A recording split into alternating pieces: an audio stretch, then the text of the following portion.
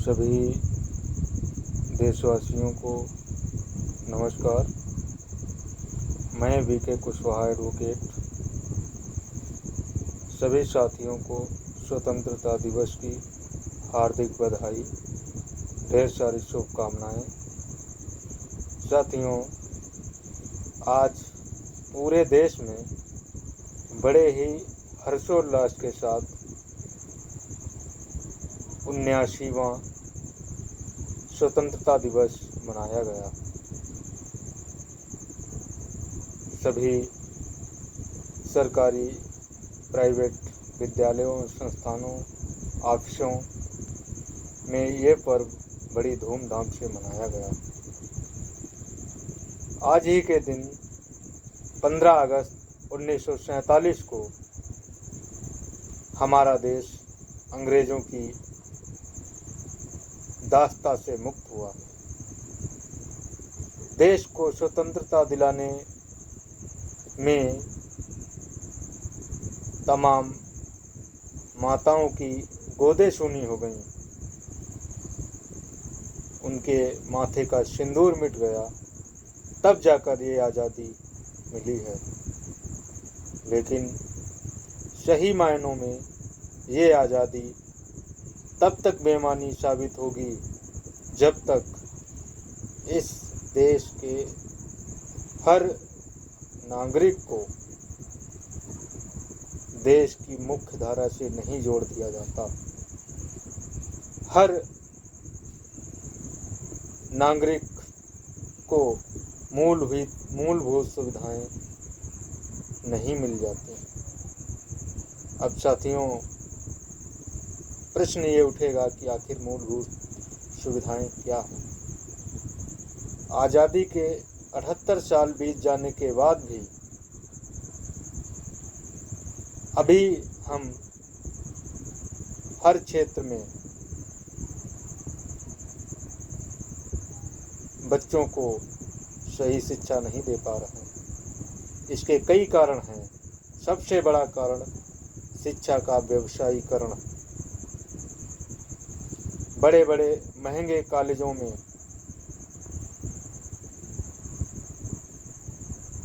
गांव के गरीब मजदूर किसान के बच्चे इतनी फीस नहीं भर पाते। इस देश को अगर आगे बढ़ाना है तो हर नागरिक का योगदान आवश्यक है।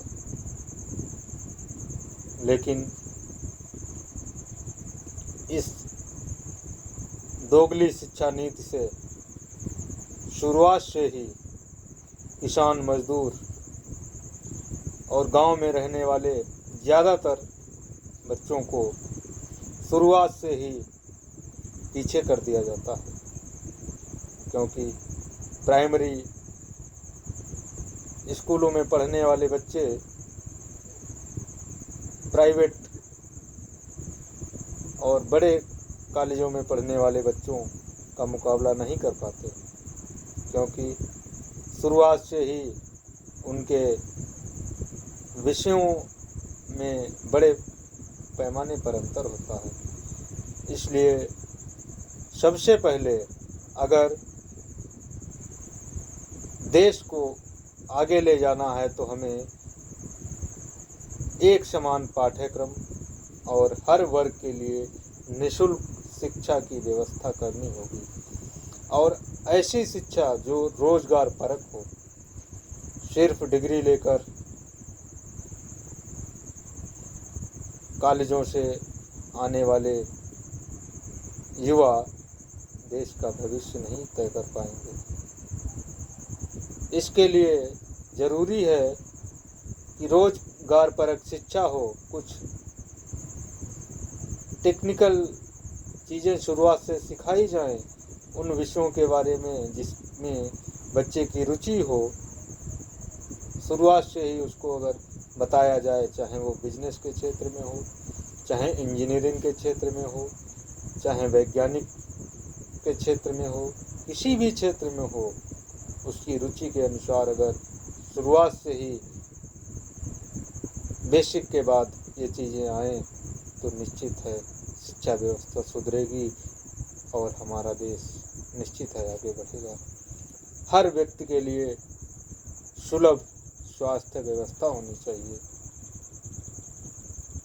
लेकिन ऐसा नहीं है। ज़्यादातर कमज़ोर तबके के लोगों को अच्छी स्वास्थ्य सुविधाएं नहीं मिल पाती। भले ही सरकारी मेडिकल कॉलेज या जिला अस्पताल खुले हों, लेकिन ज़्यादातर जिला अस्पतालों में कहीं तो एक्सरे या जांच की मशीनें खराब मिलेंगी, कहीं तो डॉक्टर्स नहीं होंगे, कहीं सरकारी स्टॉक में दवाई नहीं होगी। इस तरह की बुनियादी चीज़ें जब तक देश के नागरिकों के पास नहीं होंगी, मुझे लगता है कि उनके जीवन में परिवर्तन नहीं आएगा। और सबसे बड़ी बात तो ये है कि सालों इस देश का युवा कॉलेज की डिग्री पूरी करने के बाद अगर प्रतियोगी परीक्षाओं की तैयारी करता है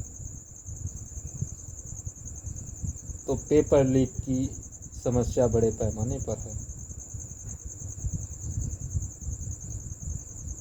वो तैयारी करता है, मेहनत करता है, रातें जागता है, लेकिन जब पेपर देकर आता है तो पता चलता है पेपर लीक हो गया। आखिर क्यों? इतने बड़े पैमाने पर ये माफिया सक्रिय होते हैं, क्योंकि कहीं न कहीं इन्हें सत्ता का संरक्षण मिलता है। इस तरह अगर इन पर लगाम नहीं लगाई गई तो व्यवस्थाएं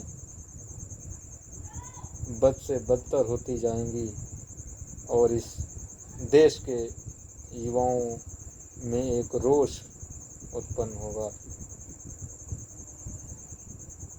अभी हाल ही में एसएससी की परीक्षा,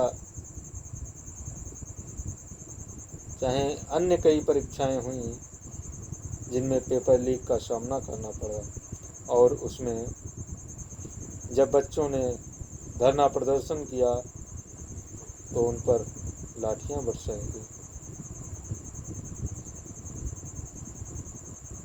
ऐसी व्यवस्था देश के हित में नहीं है और न ही इससे हम और हमारा देश आगे बढ़ पाएगा।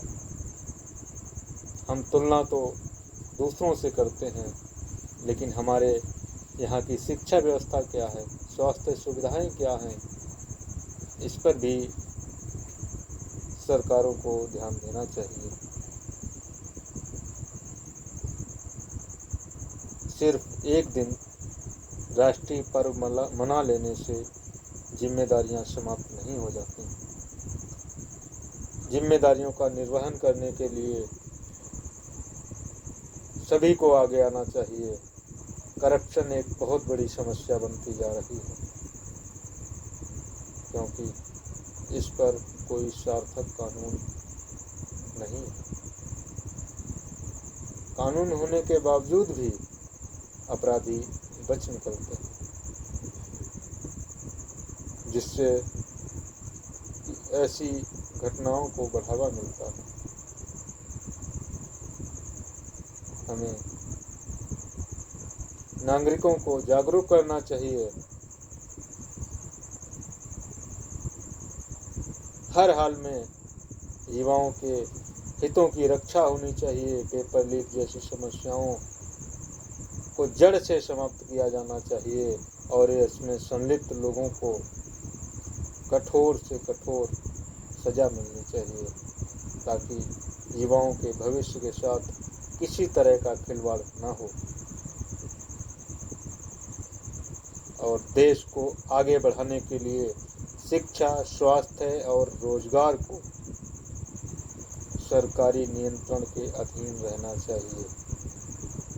खासकर शिक्षा और स्वास्थ्य को तो जरूर ही, क्योंकि बाबा साहब अम्बेडकर ने भी कहा है, शिक्षा वो शेरनी का दूध है, इसे जो पिएगा वही दहाड़ेगा।